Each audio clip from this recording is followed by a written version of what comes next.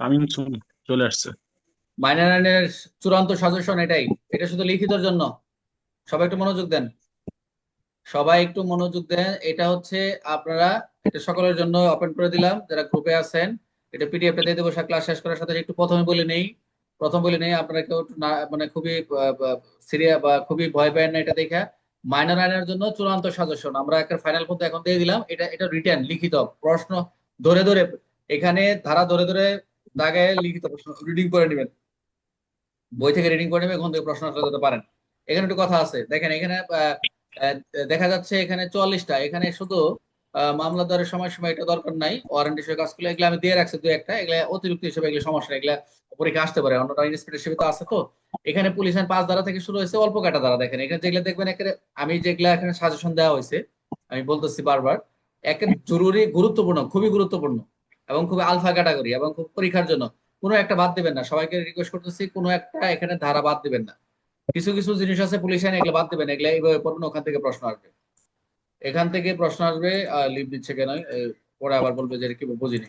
আচ্ছা, এটা একটা। তারপরে দেখেন পুলিশ আইন, এরপরে দেখেন এখানে নারী শিশু। এখানে নারী শিশু কিন্তু রিটেনের প্রশ্ন। এখানে দেখেন কোন ধারাটা বাদ দিবেন, নারী শিশু। আমার কাছে মনে হলো যে নারী থেকে একটা প্রশ্ন আসবে, যে কোনো একটা প্রশ্ন বাদ দেয়, তারপরে আমি বাদ দিচ্ছি। এখানে 2 থেকে শুরু করে 32, এখানে প্রায় মাঝখানে অনেক ধারা নাই, অনেক নাই। এখানে যা আছে ভাই এগুলো করে নেবেন। চূড়ান্ত গিয়ে ফাইনালে গিয়ে আমরা এখান থেকে হয়তো আমরা চূড়ান্ত গিয়ে একদম চূড়ান্ত, মানে আমরা 15 দিন বা 1 সপ্তাহ আগে আপনাদেরকে নারী শিশু থেকে 10টা প্রশ্ন দিব, পুলিশ আইন থেকে 5টা প্রশ্ন দিব, এরকম দেবে। এখন পড়তে থাকেন, যখন পড়া শেষ হবে বলবেন। এরপরে এখানে অস্ত্র আইন, অস্ত্র স্যার আইনে মোটামুটি কথা স্যার শোনা যাচ্ছে। 31 স্যার, নারী শিশু স্যার 31 ওই যে ক আছে স্যার, ওটা বাদ পড়ছে। আচ্ছা, ওগুলা দরকার নেই, থাকলে দরকার নেই। কথা কি ওটা দরকার নেই, আসে না, এটা আসে না, দরকার নেই। অস্ত্র আইন থেকে আমি মোটামুটি 15-16টা দিচ্ছি। এখানে যে অস্ত্র আইনে আমরা 10টা বা 5টা প্রশ্ন দিব, এখন পড়ে ফেলবেন। এখানে অনেক বাদ গেছে, তারপর পড়ে ফেলবেন। তারপর হচ্ছে মাদক আইনে দেখতে পাচ্ছেন যেগুলো সংশোধন হয়েছে, এখানে সংশোধন গুলো 35 হলে বা 25-এর পদ দেখলাম, এগুলো এখানে অ্যাড নেই, এগুলো আমরা পড়াই ফেলছি, ওগুলো দেখে নেবেন। এখান থেকে কিছু বাদ যাবে, এখান থেকে মাদক আইন থেকে 10টা দেবো, টেনশন করার দরকার নেই। বললেন না যে সব উঠাই দিচ্ছে, দেখেন অনেক কম আছে, এরপর কম দেবো। পারিবারিক সহিংসতা এখানে তো 10-12টা আছে, এখানে তো আরো কমাই দেবো 5টা, যান। মোটামুটি তাও একটু পড়েন। আর এই যে অনলাইন ব্যাটিং, অনলাইন জোয়া, জয়েনে মোটামুটি আমরা পড়ছি, পুরাটাই পড়ছি আপাতত, এভাবে থাক। এখান থেকে কিছু বাদ দিছি। এখানে শাস্তি আর হচ্ছে অপরাধ করলে তো আর আপনার হয়ে যাচ্ছে, তল্লাশি জব্দগুলো এখানে ওই যে হয়ে যাচ্ছে, আর কিছু নাই এখানে।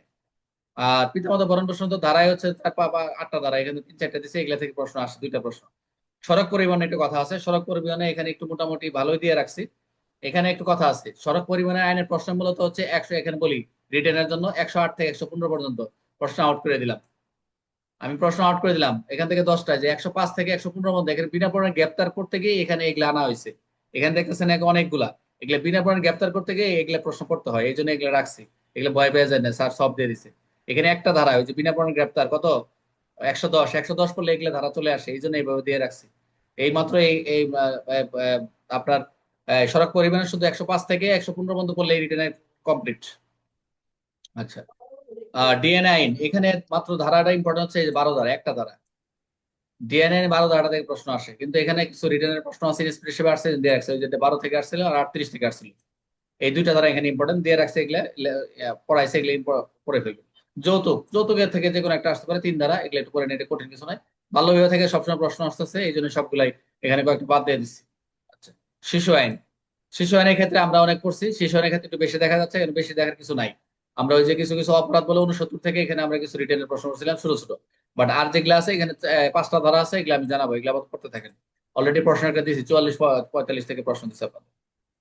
সাইবার সুরক্ষা, এগুলো হচ্ছে রিটেনের প্রশ্ন আসে, এখানে অনেক সেকশন বাদ গেছে, এখানে শুধু ওই শাস্তির ধারাগুলো রাখা হয়েছে।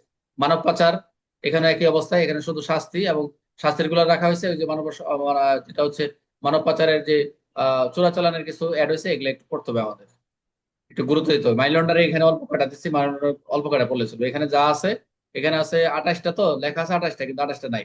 ধরেন 15, 16 বা 20টা, এখানে আমরা মানি লন্ডারিং থেকে আমরা 10টা প্রশ্ন নিয়ে আসবো।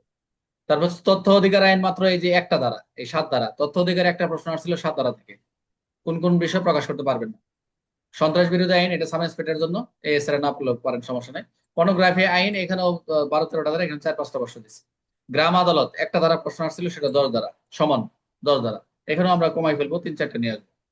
তারপর হচ্ছে বিস্ফোরক, এখান থেকে প্রশ্ন আসছিল ওই তদন্তের ক্ষেত্রে, সময়সীমা 6-এর ক। এসিড, এসিডের ক্ষেত্রে আমরা 4-5টা প্রশ্ন পড়বো, সবগুলো পড়া লাগবে না এখানে। এসিড নিয়ন্ত্রণ আইন থেকে এখানে আমাদের জানার আছে, এখানে এখনো আমরা 5-7টা প্রশ্ন করবো। আর হচ্ছে বিশেষ ক্ষমতা আইন, যেটা বলছে 25-এর এ ক খ এগুলা থেকে প্রশ্ন আসছিল। কারফিউ এখানে চার অনেকগুলো আছে, এখানে 62 63, এখানে 5-7টা দিচ্ছে। আইন শৃঙ্খলা বিঘ্নকারী আইন, এটাও ভেরি ইম্পর্টেন্ট, এখানেও 5-6টা দ্বারা দিচ্ছে।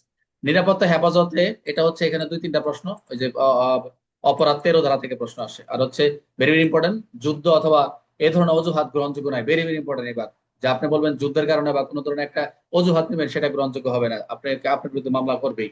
মোবাইল কোড আইনে একটা ধারায়, সেটা হচ্ছে আপনাদের পরীক্ষা আসে 12 ধারা, যেটা হচ্ছে আইন শৃঙ্খলা পুলিশ আপনাদের সহায়তা করে, যেগুলো যেটা বলতো সেগুলো ওই একটা ধারায় আসে সারা বই মিলে। সরকারি কর্মচারী দ্বিতীয় সংশোধন, হয় যে সরকারি কর্মচারী আইন থেকে এখানে মাত্র ধারায় দিচ্ছি 4-5টা। এখানে প্রায় 56-58 ধারা রয়েছে। 32 ধারা, 37 ধারা, 37, 38, 39, 41 এবং 42 ধারা, এটি পড়লে চলবে যে আপনার সরকারি কর্মচারী আইন।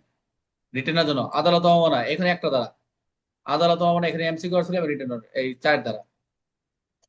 অস্থাবর সম্পত্তি হুকুম দখল আইন একটা ধারা, 3 ধারা, এই শেষ। মাইনর অ্যাক্টের সকল রিটেনের প্রশ্ন দিয়ে দিছি। আজকে থেকে এটা প্রিন্ট দিবেন, 4-5 পাতা প্রিন্ট দিবেন, প্রিন্ট দিয়ে এখান থেকে দেখবেন আর বলবেন এটা লিখিত প্রশ্ন। কোনো বা কিছু কিছু প্রশ্ন বাদ দিবেন বা বলে আমি বলেই দিব। তো এই যা আছে পড়ে ফেলবেন। মাইনর অ্যাক্টের সাজেশন দিয়ে দিছি, 3 মাস আছে, পড়তে থাকেন। পরীক্ষার আগে একটু শর্ট করে দিব। আর মেজর আইনের জন্য আপনারা আলাদা সাজেশন দিব। ঠিক আছে, মেজর আইনের জন্য আলাদা দিব, সমস্যা নেই, ওগুলো একটু শর্ট করে দিব। তো আশা করি আপনারা মাইনর আইন মোটামুটি সাজেশন পেয়ে গেছেন লিখিতর জন্য। আর এমসিকিউ যা পরীক্ষা দিচ্ছেন দিচ্ছেন, সমস্যা নেই। তো আজকে আলোচনা এই পর্যন্তই।